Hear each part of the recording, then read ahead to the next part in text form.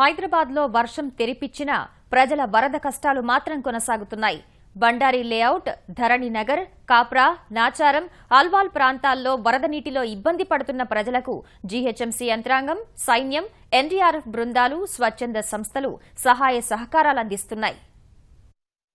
భారీ వర్షాలకు అతలాకుతలమవుతున్న హైదరాబాద్ మహానగరంలో వరద ఉధృతి ఇంకా తగ్గలేదు. బండారి లేఅవుట్, ధరణినగర్ తదితర ప్రాంతాల్లో సమస్య అలాగే ఉంది. తురక చెరువు వరద నీరు ఉధృతంగా బండారు లేఅవుట్లోకి వస్తూ ఉండగా రహదారులపై వరద కొనసాగుతోంది. పలు అపార్ట్మెంట్ సెల్లార్లలో నీటిని తోడుతున్నా ఆ నీరు బయటకు వెళ్లే మార్గం లేక రహదారులపై నిలిచిపోతోంది. బండారి లేఅవుట్లో అధికారులతో పాటు స్వచ్ఛంద సంస్థలు సహాయం చేస్తున్నాయి. ఆహార పదార్థాలు, పాలు, నీరు వంటి సరుకులు అందిస్తున్నాయి. నిజాంపేట్ శ్రీనివాస్ నగర్ కాలనీలో ద్విచక్ర వాహనంపై వెళుతున్న యువకుడు తెరిచి ఉన్న మ్యాన్హోల్లో పడిపోయాడు.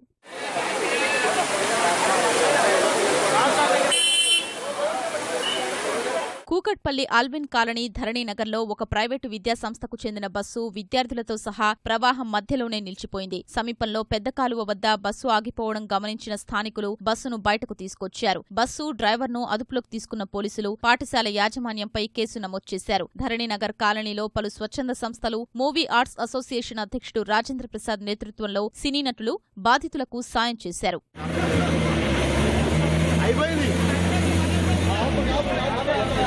మియాపూర్ పటేల్ చెరువు పూర్తిగా నిండి నాలాల వెంబడి ఇళ్లల్లోకి నీరు ప్రవహిస్తోంది. మదీనాగూడ కృష్ణదేవరాయ కాలనీలో దాదాపు 5 అపార్ట్మెంట్లలో నీరు చేరింది. అల్వాల్ పరిధిలోని Bhudevinagar, Reddy enclave, west Venkatapuram, Bharatinagar, Shri bakery colony, Srinivas Nagar కాలనీల్లో చిన్నరాయుడు చెరువు, కొత్త చెరువు, చిన్న చెరువు, బోయినపల్లి అస్మత్పేట చెరువు పొంగి ఇళ్లల్లోకి నీరు చేరింది. ఈ ప్రాంతాల్లో 47 మందితో కూడిన ఆర్మీ బృందం సహాయక చర్యలు చేపట్టారు. వెంకటాపురం మానస సరోవర్ కాలనీలోని బస్తీలో నీరు చేరి ఇబ్బంది పడుతున్న ప్రజల్ని సైన్యం సురక్షిత ప్రాంతాలకు తరలించింది.